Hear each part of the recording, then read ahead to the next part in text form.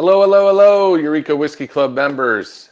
Trevor here, as always, from my home bar.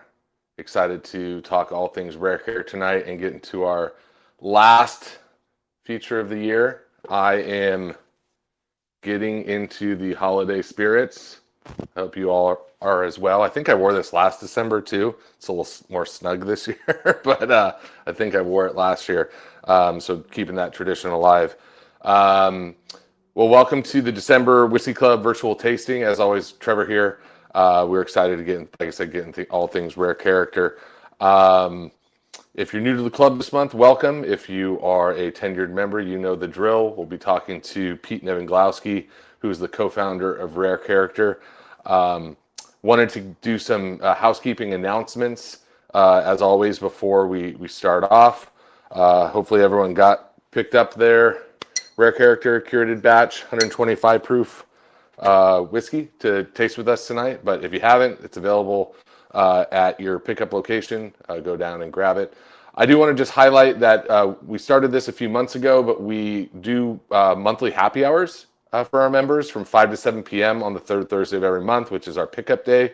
So if haven't been able to attend one of those, we have some complimentary appetizers. We offer, tasters of some whiskeys that we have available for sale. It's kind of just a good old time to get to know the other Whiskey Club members in your location. And we also raffle off a bottle every month. So if you show up, you get an automatic ticket to that raffle.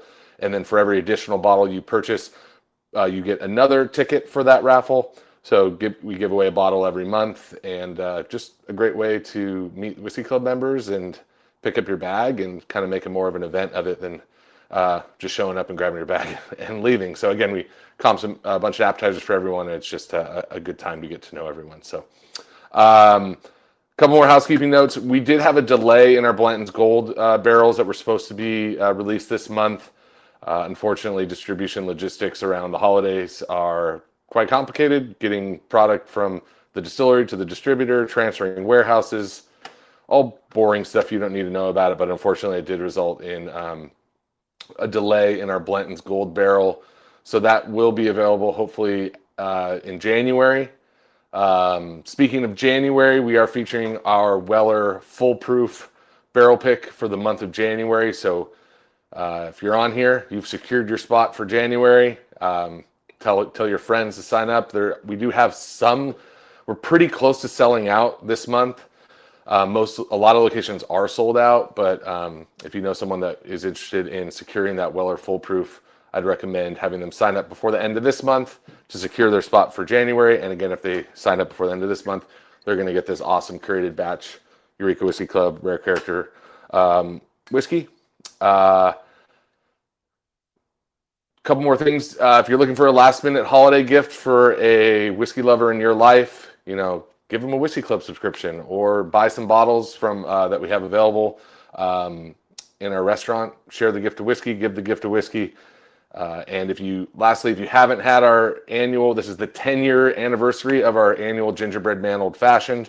You got the recipe on your recipe cards. So you should be able to make it tonight. You should have got a little thing of gingerbread syrup in your bag this month, and hopefully you'll enjoy it. And if you like it, come back to the restaurant and have another one before it's gone. That will be in our restaurant till about December 31st. So I will say, I think I am having some internet connection issues today. I ran an internet speed test earlier. It said, your internet's great, but it's been going in and out all day. So hopefully I don't drop. But before we introduce our guest tonight, we have a lot of great prizes to give away tonight. Rare Character is giving away a bottle of Brook Hill Bourbon, a Rare Character hoodie, and then Eureka is giving away a $100 Eureka gift card and a $75 Eureka gift card. So hopefully you guys ask some good questions, because rather than the 2 prizes we're giving away 4 prizes tonight. So Merry Christmas, Happy Holidays, and let's dive into it. So I want to introduce Pete Nevenglowski, who's the co-founder of Rare Character. Pete, welcome to the Eureka Whiskey Club virtual tasting. What up, what up? Good to be here. I think Were you on the when we did it the first time? Were you on the call? I can't remember. It was a few years No, back. I wasn't on. This is my first foray into the Eureka Oh, Whiskey nice. live stream. Yeah. Cool. I wonder if it was Pablo. I can't remember who it was, but anyways, we've worked with Rare Character a while. I was showing this bottle off earlier. This is kind of the first thing we ever did. There's only a little bit left. Might drink it tonight. We'll see what happens. But Pete, welcome. We're very happy to be featuring a Rare Character in the club for our final feature of 2025, closing the year with a bang. Please tell us who you are, what you do, and just maybe a little bit of a brief history on Rare Character. Sure. Yeah. So you said my name right. So well done on that. Most people get pretty nervous. It's phonetic. It's long. So yeah, man. I mean, personally, spirits entrepreneur. I have some other brands. I started a cachaça brand called Avoa in 2013 in New York. So this is a Brazilian sugarcane spirit. Hey, Fullertum. Yeah, beautiful. So that was my start in Bev Alc. I launched that at a cocktail bar in New York called Milk and Honey, which was one of the bars that started the whole thing. And a guy named Sasha Petrossi, who I met at a coffee shop, didn't know who he was, said he owned a few bars, and that kind of propelled that. And I was traveling around the country. We were introducing that product in California. And I ended up at a restaurant called Scopa, which is in Venice in California. And I was introduced to a guy named Pablo, who all the reps were really scared of because he knew way more about the product than they did, right? And I got him to sit down and taste some cachaça with me, which he was convinced wasn't good at the time, by sneaking him some stuff in from Brazil. So got into his heart with that. We tasted it. He loved it. Started a business relationship, became friends. And then this was Rare Character was started by a conversation at the beginning of the pandemic when basically his business was kind of shut down. Mine was shut down. We love spirits. I subsequently launched an Aquavit in 2019 and then ran into the buzzsaw of the pandemic. And it was rooted in, hey, can we do independent bottling? But the way it's done right, like you see in Europe with some amazing Scotch bottlings and rums and what have you. So that was kind of the start. And it obviously spiraled from there. We started with that insight. We started with the single barrel series. You showed one of those. That's any number of these kind of guys, right? We've done a lot of those with you. So rotating menu of different bourbons and ryes. The mash bill, the distillery, and the barrel date gives it a code. Those llamas are kind of iconic in some original tasting and sparked a whole bunch of other things from there. But then we've done a number of other projects from there. We've re-released some old brands like Brook Hill and Fortuna. We did this curated batch basically for you guys as a start, and we're going to expand that. We've got some other fun things up our sleeve. So that's kind of how we got here. And then it's just a spiral of creative juices and, the combination of kind of Pablo's ideas around product. And then for me, I come more from the brand side. How does it all make sense in some way? Can you talk a little bit about the name Rare Character and kind of how that was inspired and where it came from? Yeah. So that, we're kind of riffing on names. And what's interesting about Rare Character as a concept is like we started with barrels and every label is different. So it's kind of like, what is the brand, right? But the idea is we wanted to find products of unique and rare character. That was kind of like a line that came up and stuck with us in the conversation, right? So the idea was, Pablo goes really deep with Scopa within that old Lightning, doing barrels at the beginning, a bunch of old dusty bottles, collecting those and connections into amazing producers in Kentucky. And the idea was like, hey, let's find some really compelling things. And let's find a home for them, right? We'll bottle them. We'll do some things might fit one project that we have or another, right? So it's all about finding really beautiful products that have the proper home, some of which are straight ahead and delicious, which I think this one is that we did with you guys. Others are a little more out there and complicated, right? But beautiful, like our Kentucky malt that we put in the first generation of the Exceptional series, right? Or, you know, a really unique Tennessee rye that becomes a kind of cult hit in the TKO barrel series or what have you. Cool. Yeah, no, I think the name when I first heard it resonated with me because I think that's something that we all look for is something, you know, that has a rare character, something special. I'll never forget. I think Pablo cold called me. I think he like, I don't. He may have called. He may have like emailed me, and I was like, yeah, just show up to the office. I remember it was like during COVID, shortly after COVID, and I had never met Pablo. I had heard about Pablo through, you know, the industry and knew his knowledge of whiskey. And I'd been to Old Lightning a couple times. And I remember the first time I met him, he just showed up, and Pablo's energy is infectious, right? Like he's just kind of he can be a little bit all over the place, but it's like in a good way where it's like you get excited about what I haven't noticed that. But I just remember him like being super energetic and excited about all these things that he had, and like I would taste something and I'd look at him like what, like, this is fucking great. Yeah. And like he's like, oh, if you like that, you got to have this, and then he'd bring out like 7 other samples of something, and I was like, this guy is like a mad scientist, and I love it. And I think that day is when we chose like the Llama whiskeys for the first iteration, and then we've done.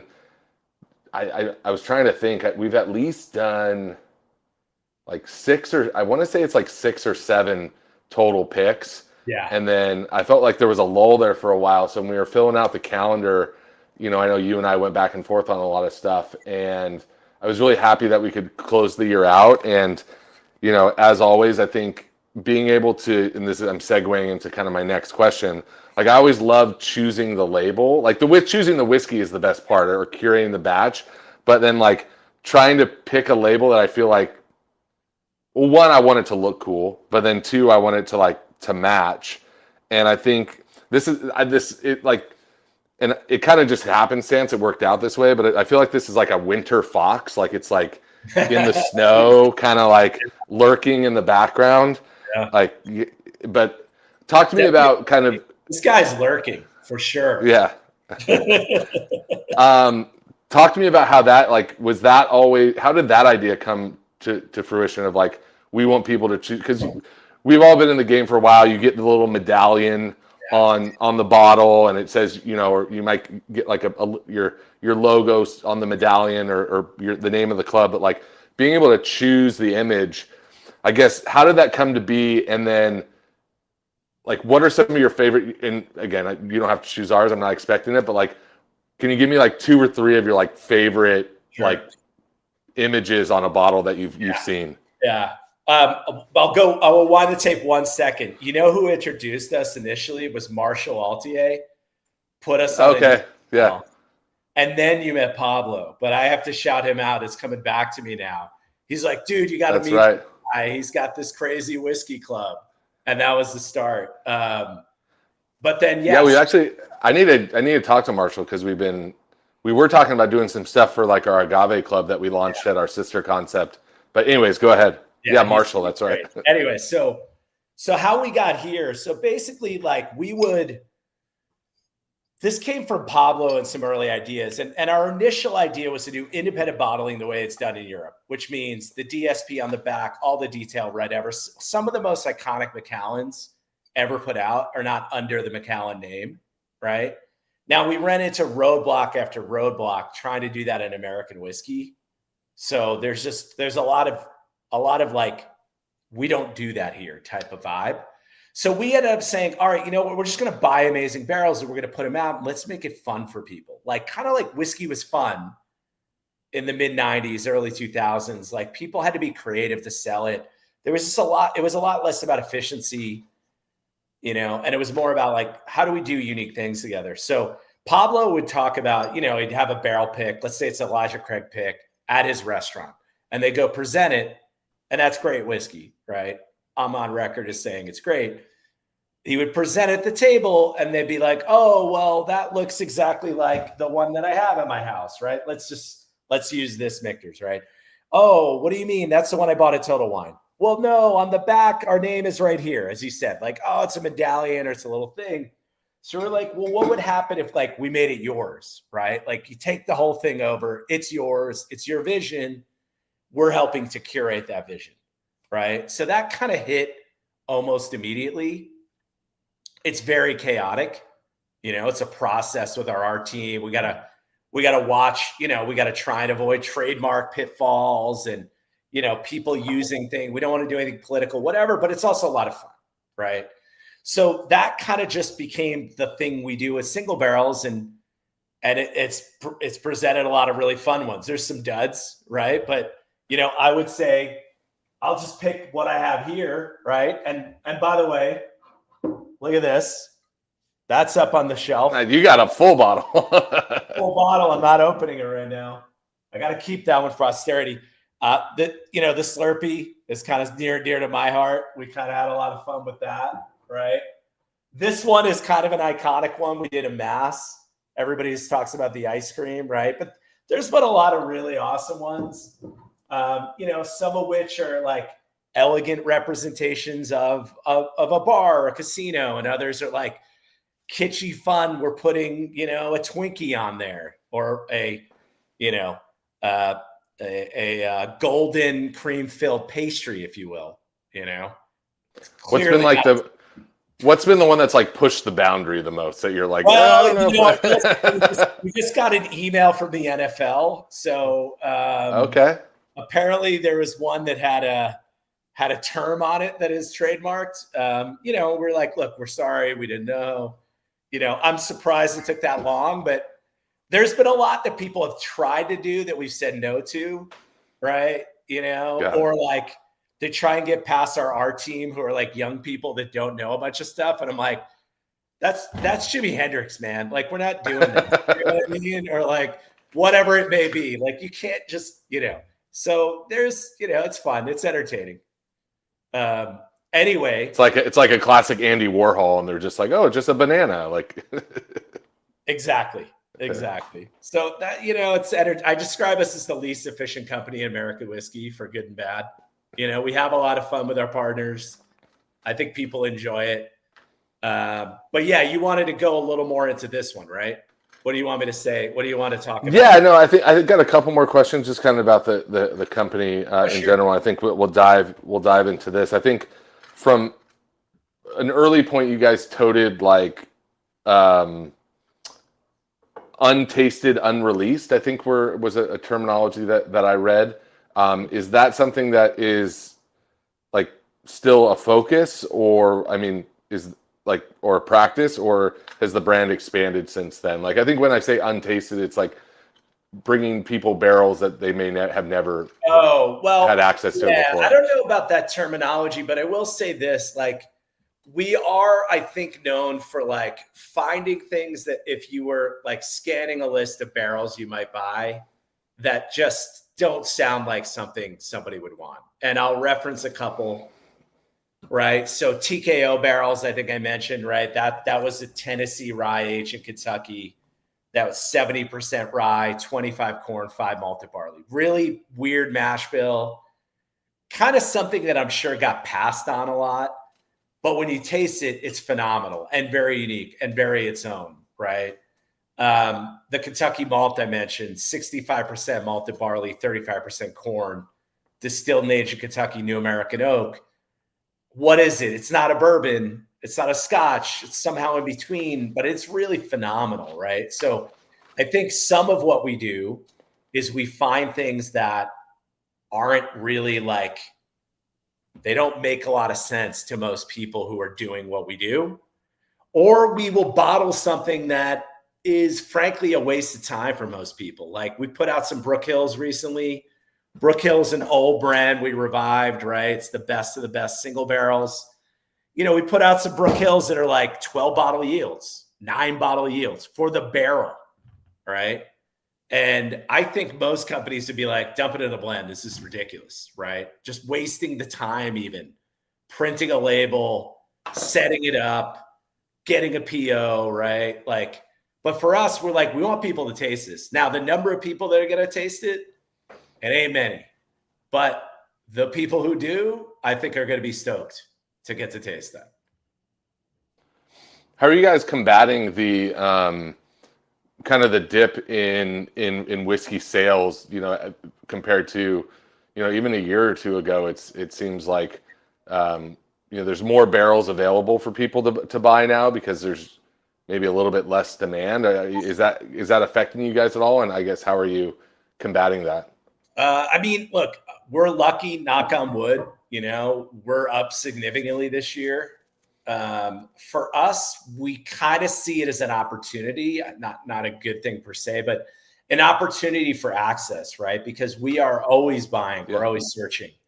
And so what we're able to get now, we couldn't have dreamed of when we started this company, at the very end of 2021. Like, we were lucky to get, you talk about the Llama. This is one of the youngest whiskeys we've ever bottled. It's very good, but this is but it's only like 4 year. Yeah. Whiskey. I don't know. We might have bottled 8 barrels, or no, because we gave you an 8, but call it less than 20 barrels of under 5-year-old whiskey ever in the history of Rare Character, right? But it's very good. But now we're selling for that same price point or a little bit north of it. We can offer 8, 9-year-old, 10-year-old whiskey, right? So for us, it's an opportunity to pass on value to the consumer because we're able to access more, right?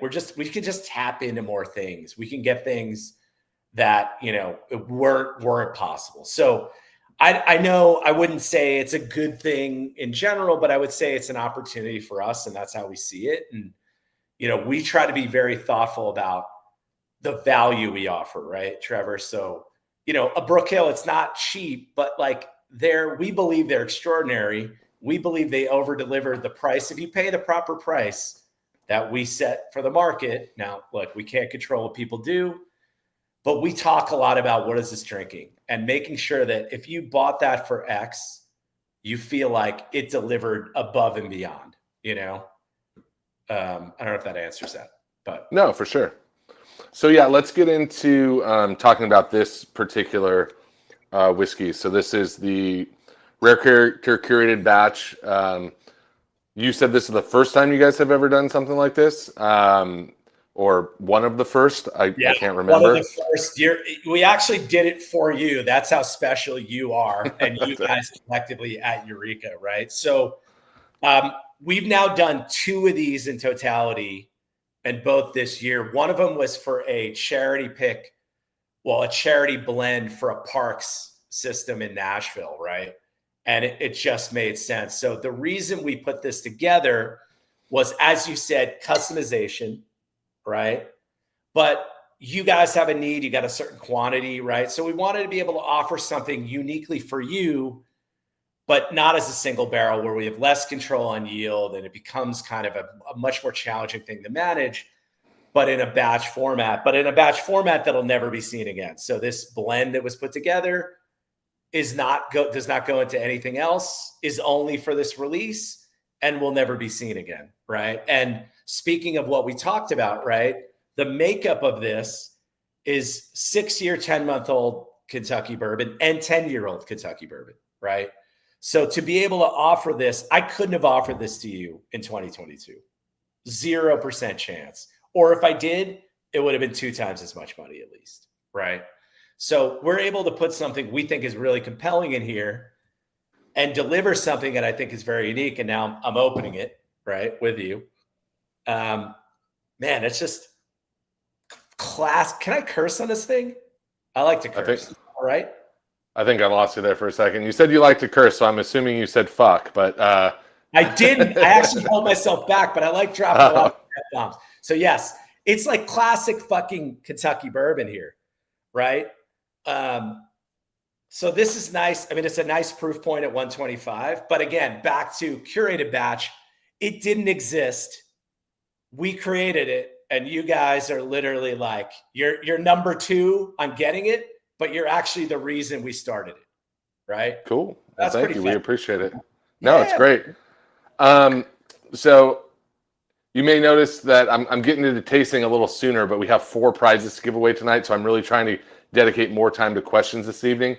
But as always, sometimes when we do these picks, we'll do single barrels, and I'll say, everyone comment on the barrel you got and what your tasting notes are. But in this particular whiskey, everyone's got the same whiskey. It's all from the same batch. This is a blend of a micro blend or a curated batch of, how many barrels did we do here? 6? Do you remember?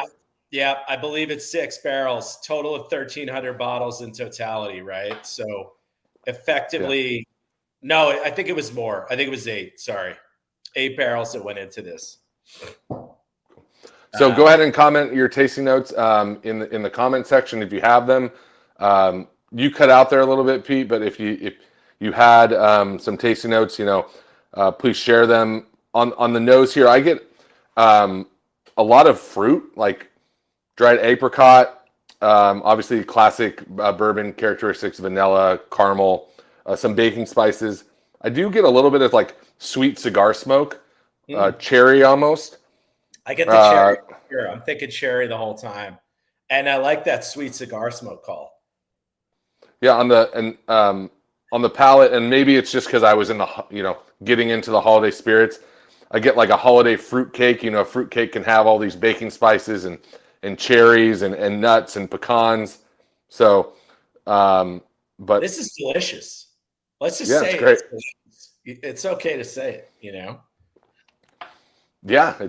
Well, let's just go one step above that, and we'll say it's fucking delicious. There you go. I like that. And look, to me, again, I think a characteristic of this that I think is true of a lot of what we put out. This is 125. That's not shy on the proof. I don't think it's drinking that. I don't think. No. I finished.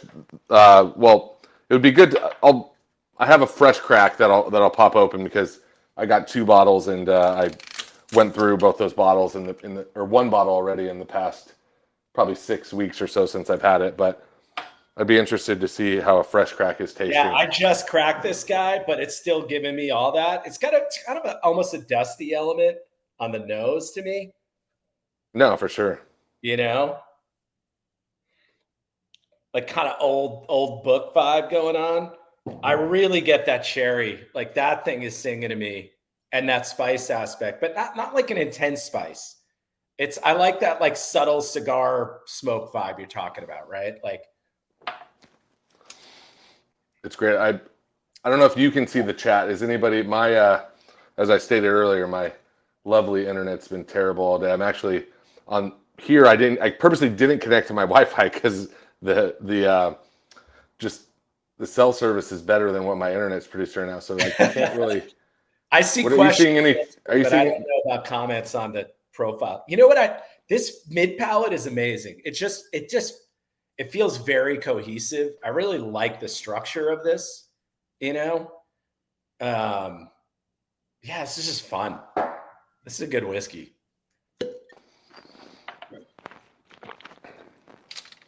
I'm gonna get a fresh glass really quick.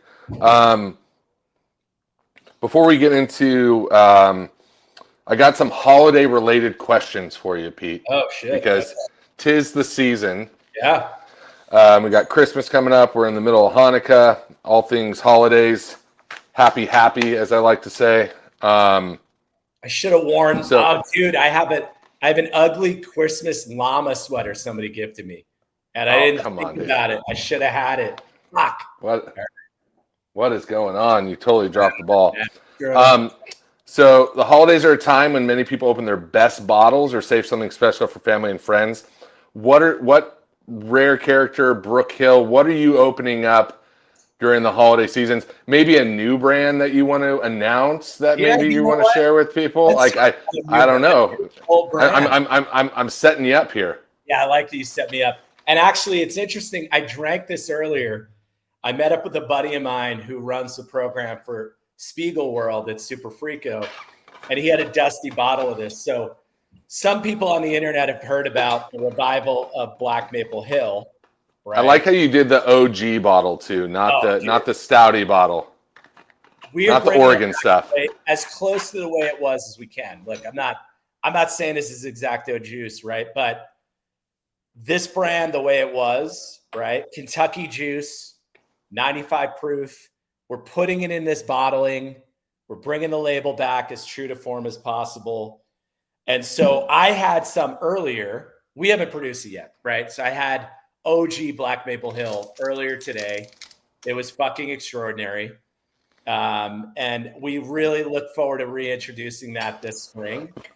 We're going to have a non-age stated, but still lovely age statement, or lovely aged whiskey in it, 95 proof bourbon. And then we're going to put out a 16-year age stated bourbon, all Kentucky.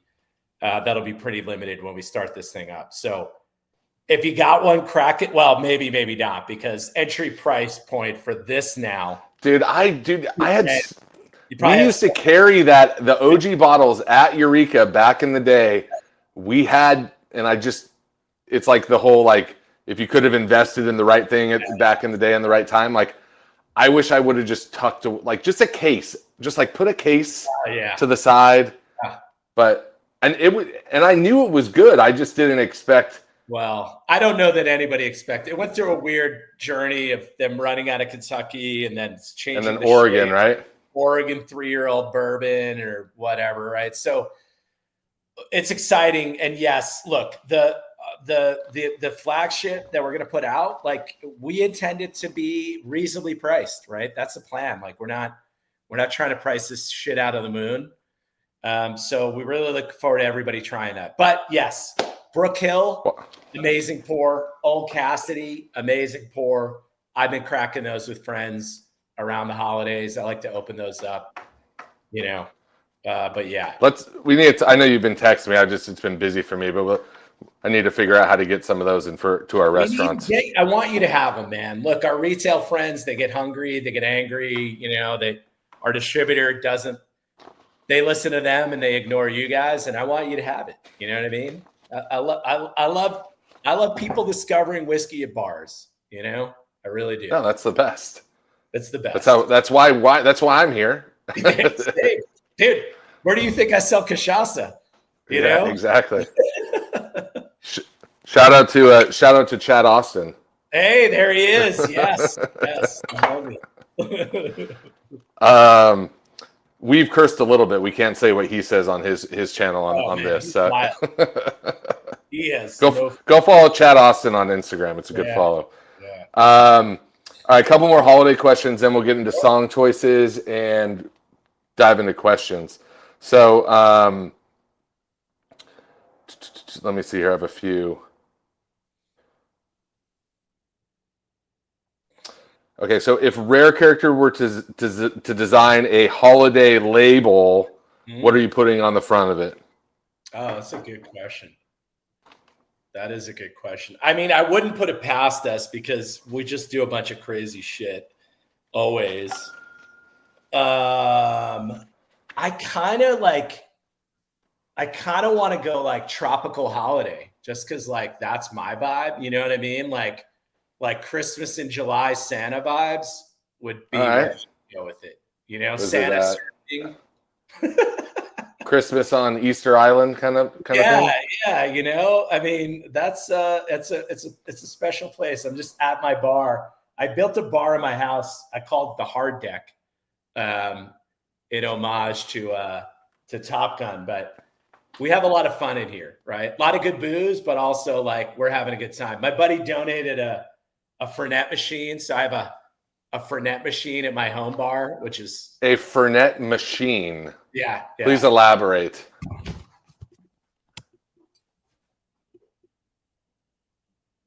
All right then. Okay. All right. So just dispensing. Yeah. No, nothing.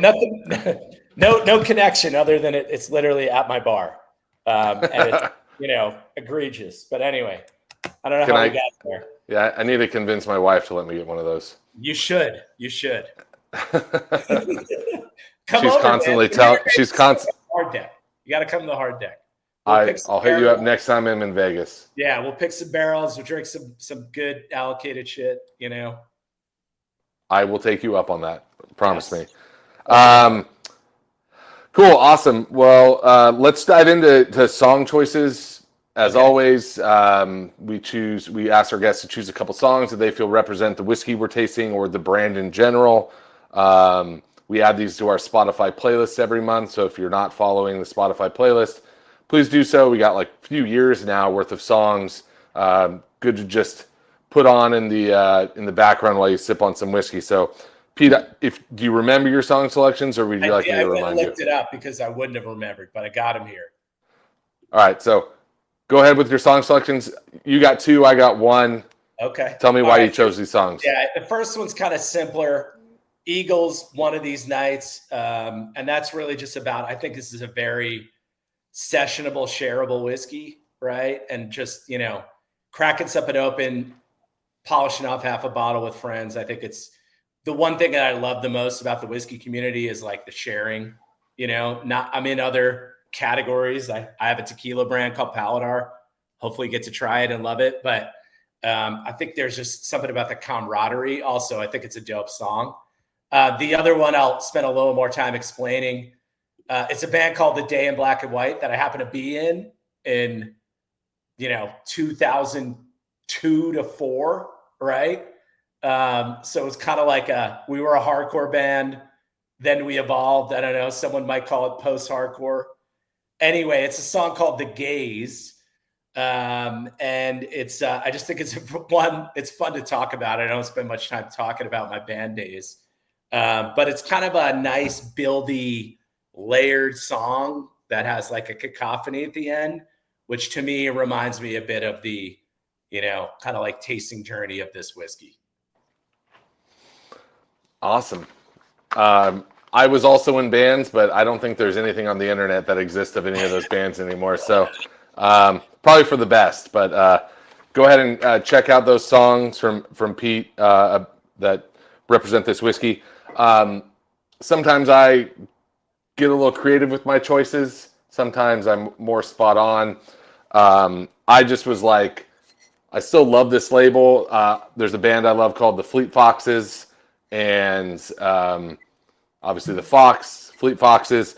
They have a song called White Winter Hymnal, which again, we're in December. So Fox, kind of a mellow vibe. Wintertime, kind of self-explanatory. Maybe a little bit too on the nose, but yeah. Are you? What is? Are you just drinking whiskey from that bottle, or no. a Saratoga? Okay. Saratoga. Somebody gave me this actually when I was having my Black Maple Hill. He gave me a full bottle. I love soda water. Basically, I consume a lot of cold brew and soda water in my day. Like it egregious. I figured it was water. I just wanted to make sure because I was like, I'm not above it, man. I mean, look, I'll do it. Right here we go. All right, here. We'll do it in unison. Let's do it. You ready? Yeah. Hold on. I gotta make sure the label's facing the camera. I already did the label out. All right, I'm back. All right, I love it. Yeah. Good stuff. All right. Well, thanks for all the info on the brand. We're gonna dive into questions from the audience now. So I'm gonna go ahead and go through the questions. Hopefully my internet allows me to do so. And we'll go from there. So some of these questions may have already been asked, so I'll try to filter through these. I'm seeing these first time live. This is something we talked about. Will you ever share the source of the whiskey that where you get it from, like the curated batch? Why or why not? So it's very hard to do so. Because when we buy stuff from these guys, we sign NDAs. So one of my favorite lines is when somebody's like, "Hey, where is this from?"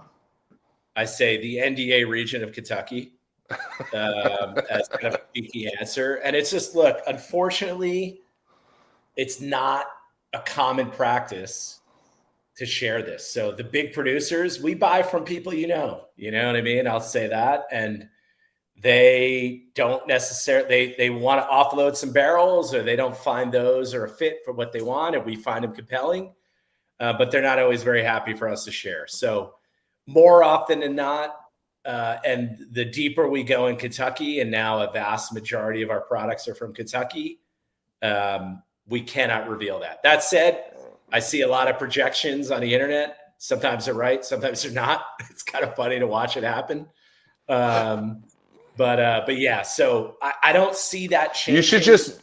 You should just like keep a record of everything, and then when you like, not to be morbid, but like when you die, just like release it. Whole thing. Here it is. Here's every source.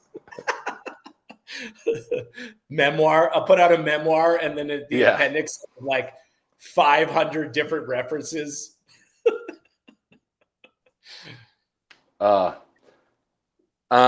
My internet's going crazy, but I did. Matthew Archer asked, what trends are you seeing in the whiskey industry right now, and kind of what is Rare Character doing to embrace or, develop or evolve with those trends?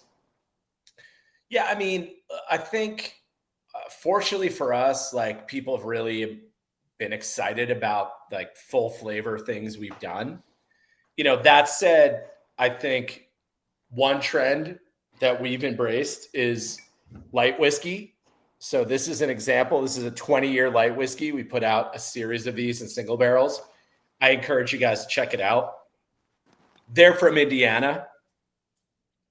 They're 20 years ago. I don't know who else. There's only one person who'd be making whiskey from Indiana. So I think that's an easy Sherlock effort, but it's really fun, right? Not necessarily exactly what people might expect from many things we put out. So I think that's fun. I think it's fun when consumers are excited to try new things, right?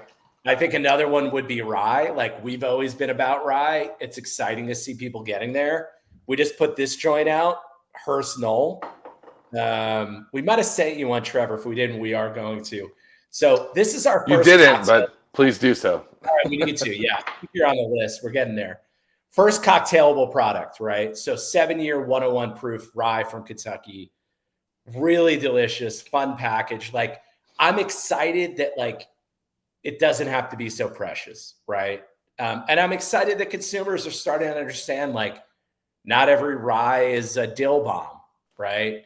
And some of them have body and texture, and it can be a fun subcategory to play around in, right? So I think we're seeing like maybe people being a little more adventurous who are staying in it. Obviously there's the flippers are kind of getting bored. They're not making the money, and like, peace, and it's people who I think care about the product, right? And want to enjoy it and share with friends. So I think those are a couple things that I'm seeing that we're about. I love it. I just killed this bottle. There it is. I'm glad we got you there. We got you there. Beautiful. So do a bit of a side by side. You'll drink this soon, Trevor. You'll drink this soon. Oh, that's so good. It's been a minute since I've been amazing, dude. That the thing is that sparked the whole thing, because it was a blind with that included against a whole bunch of other single barrels we put out, and people loved that one. And then they were like, holy shit, it's a 4-year-old. Like, but that's the thing about whiskey, right? We put out Brook Hills, they're 6 years old, that are extraordinary. Sometimes you buy whiskey, it's 10 years old, you think it's gonna be fantastic, it just doesn't deliver. So, it's everything is its own individual ecosystem, right? Yeah. And like you said, sometimes age statement isn't everything. No, it's a big factor, but it's definitely not everything. Yeah, we're not selling you 2-year-old whiskey. Don't get me wrong, but it's not everything. This is kind of a cool question. I like this question. It kind of fits in with the song choices segment that we always do. Larry Locke says, your products are similar to songwriting. Does the music come first or the words? How do you go about making your product? Do you obtain barrels first or seek out a certain barrel or certain barrel flavors? That's a great question. You know, the whiskey comes first, right? So I think in that analogy, like we find the whiskey and then we figure out what to do with it, right? Meaning, like, what's the vessel for it? What's the packaging and the brand idea and the whatever behind it? And we've literally, to the point, we created curated batch because we're like, how are we going to give Trevor what he needs, right? And then we created this series, right? The exceptional series, because we found something that was really delicious, but we understood that the like everyday bourbon drinker wouldn't get it if we just said, hey, here's a Kentucky malt. It's delicious. Like we were like, hey, we're going to trick you. It's a true blind. It's a fun package. You want to know more? You try it, you realize it's awesome. So a lot of times it's really led by the whiskey we find and then the place it can go, right? That's not always, but very, very often how we do this. And you know, what's fun about it is we can take a lot of risks that, you know, maybe other people wouldn't do. And we try a lot of things out, but we don't make 10,000 cases, right? We're like, hey, let's try this thing out. We got this crazy idea and we see where it goes, right? And so I think that's a cool part about what we're doing, if that answers the question. Great question, though. I love that. Yeah, I love the question. I think it's circumstantial too, right? It's like sometimes it's one, sometimes it's the other. I mean, I remember playing music and being in bands when I was younger, and not to sound too pretentious, but you know, sometimes lyrical wise, I'd write a song just as, you know, a bass, and it's more poetry at a certain point, and then you try to find the right tune or, you know, melody to pair it with, and sometimes the lyrics change based off the melody, and sometimes vice versa. Yeah, I think that's right. I think a lot of times the initial idea comes from the whiskey, and then you have an ethos for where it's going, and then you find things that fit within that. Once you've established what it is how I'd answer that. That was a very existential question. I really enjoyed that. Yeah, we're going deep here on this live stream.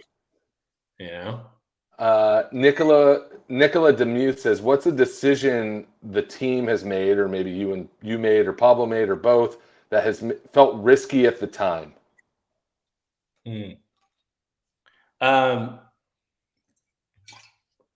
know, I think back in the early days, you know, we would buy things. Oh no, we lost Trevor. Hey, whoa, there he is. You see me? I see you again. We lost you for a second. All right, sorry about that. Monologue.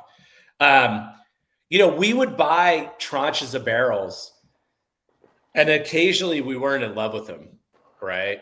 And we would have to decide what to do with that. And back in the day when we were only a single barrel company, that meant like you just have to wait, right? And so at the time, you know, there'd be moments where we spent precious dollars that we don't have a lot of, and we bought something and we thought it'd be one thing and it didn't turn out to be that thing. And then we'd have to decide whether to have the discipline to wait till it was the thing we wanted or not. And, you know, it's easier when you have other pieces of business and you're growing, and it's harder at the beginning. So I think that felt weightier than it would now to us, right? To be like, hey, we got 50 barrels and we spent a bunch of money on it and they're not ready and we're going to have to wait. But I think that's what differentiates us, is saying they ain't ready. We're not selling them. You know, or we're passing on things that a lot of people were like jumping on, right? So it's kind of like making the best decision for the whiskey as opposed to the best decision for the business a lot of times. Linda Archer says, "What's the wildest thing you found when tasting barrels, and what did you do with it?" Obviously, you don't need to mention brand names, but like... Sure. Yeah, I mean, look, not that you would. Yeah. No, I'll go back to Or could. I'll go back to this wacky series, the Exceptional Series. So the third generation of the Exceptional Series, and let's zoom in on this proof. That's 156. Ooh. Right? 157, basically. So is that a malt? barrels. What's that? Was that one of the malts? No. So we've now got through 3 generations. First generation was malt. Second generation was wheated bourbons from West Virginia. They have birds on them. Third generation was this thing. And we found this thing. And this is a bourbon mash bill. It's this labeled Tennessee whiskey. It's a fucking bourbon mash bill. And the proofs, the lightest proof was 145 and the highest went to, I think it's 163 and change, which is, it's absurd, right? That's an absurdity. Some of these barrels, the entire barrel yielded 2 bottles, right? So that was like, that's insane, right? Like, but what's crazy about this is I think these are exceedingly drinkable. Like the fact you can drink this neat. The nose is incredible. It's big, of course, but like you can drink it and you can pull a lot of things out of it. So that was something we found. It was kind of like, this is insane, right? And we're like, what the hell can we do with this? So that went into this is insane. It can go in this category. It's expensive by nature of the yields, which are absurd, but that was one of the most bonkers things we found. Another bonkers thing we found, we put into a bottling called Obliteration. So it was a 36 bottle yield of a 14-year Indiana bourbon that was in Northern California. It got caught in the fires, was trashed. We put it out, and that's, one of the most iconic things we've released. If you can get it, you need to get it and try it. It's, not cheap these days. I don't even have my own bottle. It's been hijacked, but another thing that was pretty wild. I think you should come out with a This Is Insane series. I mean, we could. Who knows? You never know what we're going to do, man. We're having a lot of fun. Well, this is a good segue. What would cause a barrel to be considered an exceptional series release versus being released under the Brook Hill label? Yeah, that's a great question. So the idea with Trenton May, by the way, sorry. Hi. Brook Hill is an old brand, right? Started in the late 1800s, died in the early 90s. That doesn't answer that question, but the ethos with Brook Hill is that it is the best of the best barrels of bourbon and rye. We started 6 years old. We've gone up to 19. We'll even go higher. But the thing about Brook Hill, while it is many different profiles, many different distilleries, some are elegant and layered, some are big and bold and hazmat, they're still like beautiful versions of that. The thing about the Exceptional series is it's things that are just completely different, right? Like of age, but different. So Kentucky malt, we'll keep going back to that because that's the reason we created that series. It doesn't fit into this neat bucket, right? Like it's something else. Or a Tennessee whiskey that's 162 proof. What the hell is that, right? So that's how we think about the Exceptional series as being, we believe, truly exceptional and unique, but kind of different. Whereas Brook Hill is just extraordinary, but maybe a little more expected. I love that. Thanks, man. Carlos Uribe asked, what barrel code has been your favorite so far? Any specific reason? Man, I mean, I can't name just one. Gun to your head question. Can't name just one. I mentioned TKO. I fucking love TKOs, not because people love spending money on them on the internet, but because it is so different in New York. So different than what you expect it to be. I love Rios. We did a Rio or two with you, right? And the reason I love Rios is that is a series that was distilled in Indiana, but all aged at Old Taylor, now Castle and Key. And that gives an entirely different profile than the same exact whiskey at the same age statement that never left Indiana. So I love that because it became so different, right? I love KRYs. That's kind of an iconic one we put out. 95.5 Kentucky. I think we did that with KRY you was too. great. Yeah. Beautiful, right? But you know what is the most interesting part for me? When we bought them, they were very good. When we sold them to people, and people are like, yeah, it's cool. I'm going to pick that, whatever. After that summer, they became extraordinary, right? One summer of whatever happened went from that's very good to what the fuck, that's insane. And I love that kind of thing about what we do with barrels, right? You literally get these timestamps in it, and you're like, this is crazy. And a barrel class would be the same thing, but then they sometimes get bottled at different times, right? And they have their own identity as they evolve over time. So there's a number of them I love. Like more recently, these 20Ls, they're insane, man. Like this 20-year light whiskey tastes to me like funky Jamaican rum, like high ester, funky, sweet Jamaican rum, which this shit sat in Indiana its entire life. How does it get there? I don't know. I don't know the science, but I think it's pretty fucking cool, So anyway, we have a lot of fun with all of them. There's no favorite, but there's some that are more, to me, sometimes we put out delicious, remarkable Kentucky bourbon, and that's great. Koas, they're fucking great, right? But they're like a really great version of what you know.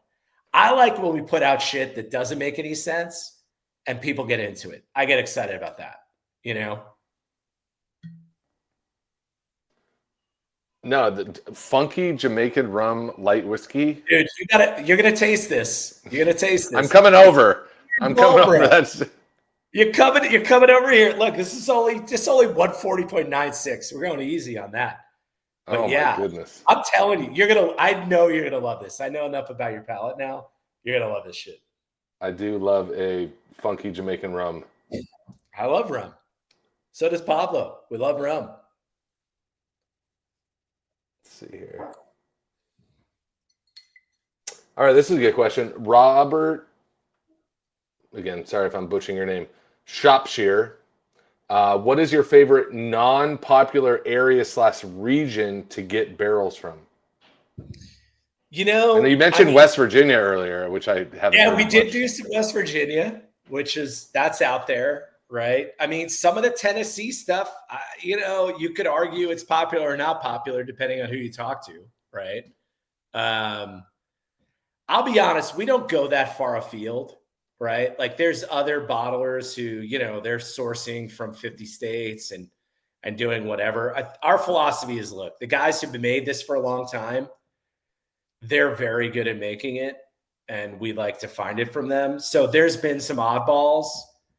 But really what we're mostly doing is sourcing from the people who've made it for generations, and we think they make it phenomenally in the NDA region of Kentucky. All right, a couple more here. Sure. Mark Horowitz says, when you source a barrel from a distillery, does Rare Character have to also pay a tax on the barrel once they purchase, or is the tax paid by the distillery when they initially fill the barrel? Interesting question. Tax paid by distillery, and then we just buy it, and everything's kind of baked into that purchase. And then we pay a tax when we bottle it, the FET tax to the U.S. government. So we pay a tax on the back end, specifically when we bottle something for someone. All right. I'm going to do two more, and then we'll pick our favorites. So this is how we're going to do it. I didn't specify this before. I'm going to ask two more questions. Yeah. You're going to choose your two favorite questions. Oh, wow. I'll let you choose first. Okay. And then I'll choose my two favorite questions. Shit. And then I'll give away your prizes. You get to give away my prizes. Okay. All right. So okay. I get to give away the Brook Hill and the Rare Character hoodie. Oh, so you get to give away. Go for mine. Okay. And then you get to give away my two questions. You choose who gets the $100, who gets the $75. Okay. A lot of pressure right now. This is the last. I didn't know I had to do my Pete, homework. I don't know. I know, Pete. Come on. This is the last pick of the year. This is our holiday edition virtual tasting. We're throwing curveballs here. Yeah. All right, 2 more questions. I'll save that one for last, but let me see here. I already think I know which one you're going to ask last. Well, how about you choose the last 2 questions? I've been choosing questions. Is there questions? I want you to choose it. I like where you're going. What you doing here? Let's see here. Okay, Edgar Martinez asks, have you considered blending cognac or Armagnac or other spirits with a whiskey bourbon base for a release? That's a very interesting question. Up until now, not really. Now, that said, we are working on something. It's called the Grand Cuvée Reserve Blend. It may play in an idea like that into it. Unknown yet. So on a day-to-day basis, no. I think I wouldn't say we would never do it for a certain project, right? Again, it really depends on what kind of profile we're looking for. We play in all kinds of things. And so not in something, that we're doing right now that you would expect, and we haven't done it yet, but I wouldn't say we would never do it depending on what we're trying to achieve. Oh, I might have 2 more. I see another one I like. I'm sorry. Look at that. He keeps going. I love it. All right. I have 2 more. I'm sorry. Frank Mesa says, have you ever disagreed with Pablo on some barrels, and did you end up buying them or not? I disagree with Pablo all the time, marriage, right? Here's how it works. I'll give you a little insight as to how it works. He's the barrel guy, right? Like, he's the barrel whisperer. You met him, Trevor, and he's the one out there tasting everything. And then he'll come to me and say, hey, we found this. I think it's this. I think it's drinking at this price point. Does this work? Right. And I actually do some math and think about, in the strategy of the brand, like, where does it fit? And then I say, absolutely, sounds awesome. Or, this is a fucking terrible idea. Don't do it. Right. So if I'm specifically asking your question, I'm reading it here, I'm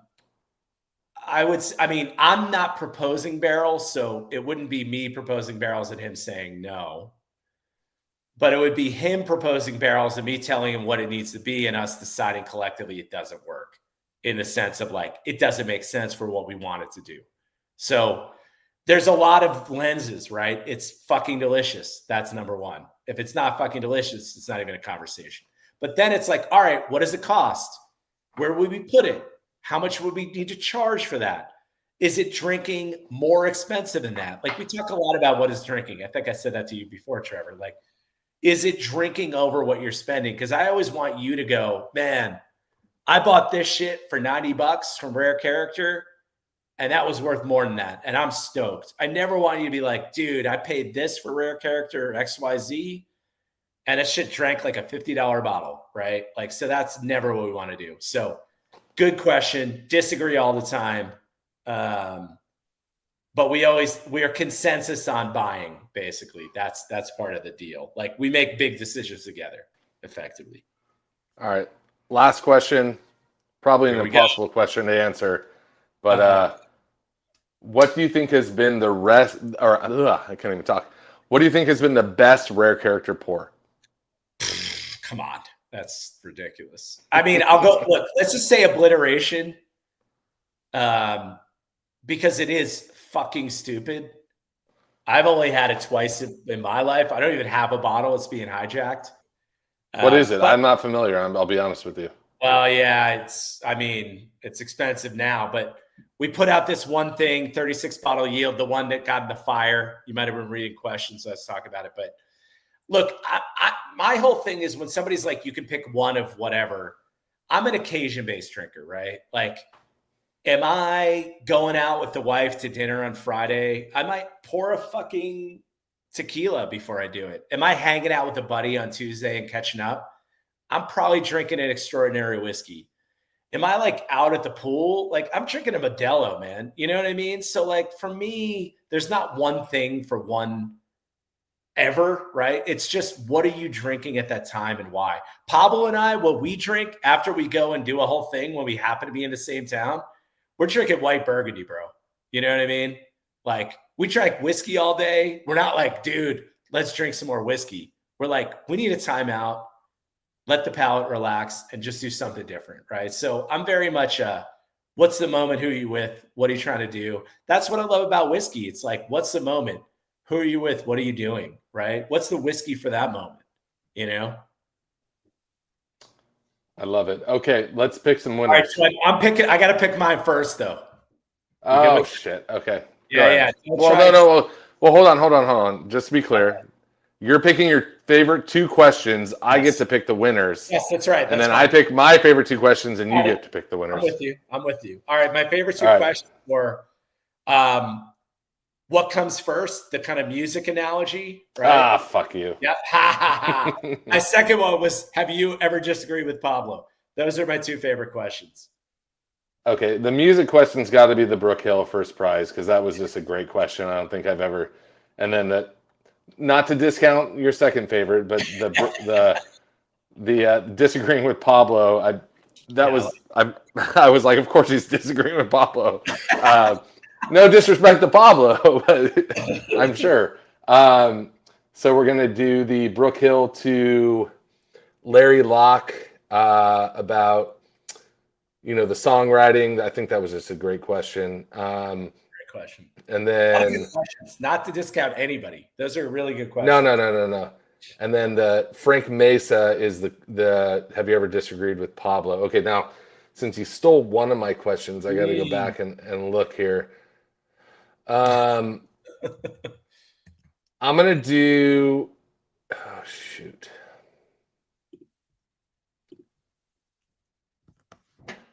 I love the Linda Archer. What is the wildest thing you found when tasting barrels, and what did you do with it? I think that was a great question.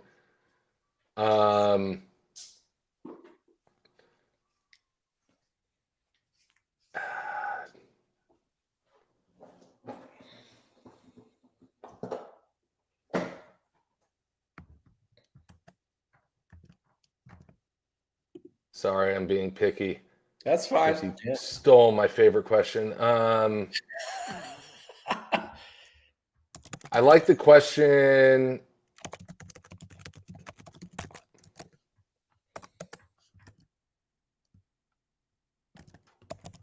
What is your favorite non-popular area region to get juice / barrels from? So that was Robert Shropshire, and then Linda Archer was the question about wildest thing you found when tasting a barrel. So you who's getting the $100 gift card? Who's getting the $75 gift card? I'm going Linda 100 and Robert 75. What's going on over there? You're knocking a lot of stuff over. Dude, I got fucking bottles. This is why my wife is pissed at me. She's like, you need to clean your bar. It just too many bottles. Yes, my elbow keeps hitting these bottles that are right next to me. I hope I can find it. I want to close this off on a bang. Uh-oh. But I don't know if I can find it.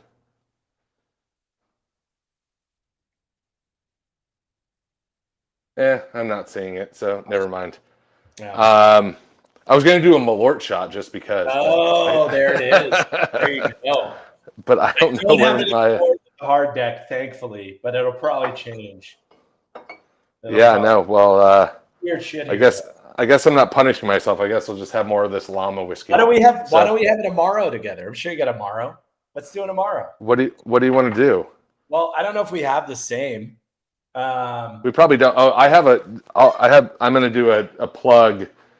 Okay. Not anything we carry, but let me see here.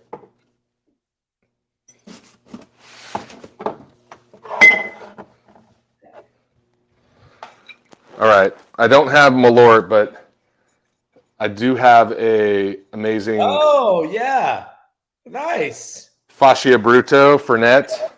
Okay. Not your traditional Fernet, but it's the holidays. I love that. There's a little bit of rare character in here, so I feel. Oh, dude, I have that too. That's your But Fernet with another Fernet that is not a traditional Fernet, but I think is also delicious. well, should we just do the same thing? I mean, I feel like. And if you have it, sure.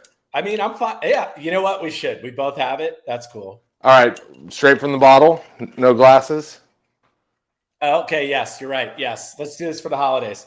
All Happy right, holidays. happy holidays, Merry Christmas. Thank you to all our Whiskey Club members. Congrats to all the winners tonight. Pete, it's a pleasure. Thank you for your time, and let's do this. Cheers. Cheers. Oh. It's great. It is great. It's great. Look, I have a. This is very seasonal. That's all. That's like very peppermint. It's a lot of peppermint here. It's kind of somewhere in between, Branca and Menta. My wife put this on top of this bottle, so it was really meant to be that you did that. Yeah, nothing like a bottle up a snowman's ass. Exactly. Feels like the right thing to do. All right, man. Well, cheers. Thank you to all our Whiskey Club members. Happy holidays. And we'll see you in 2026. Awesome.